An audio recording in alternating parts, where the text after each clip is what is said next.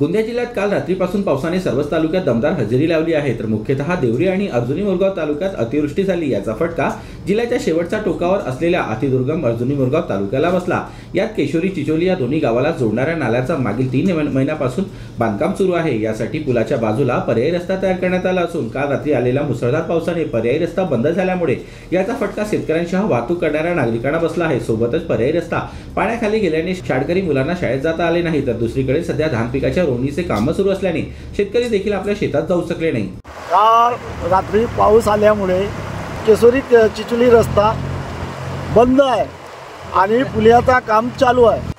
काल रात्री पाऊस आल्यामुळे केशोरी जे मार्ग आहे चिचोलीकडे जाणेवाला तो मार्ग पूर्ण पुराणा एकदम जाम झालेला आहे आणि हा पुलिया जो आहे हा याचा काम अधुरा आहे आणि अजूनपर्यंत काही झालेलं नाही, तर जाण्याची मोठी दिक्कत आहे परिस्थिती। एकदम पर्याय रस्ता होता तो एकदम वाहून गेला। आता मोठं भारी समस्या आहे।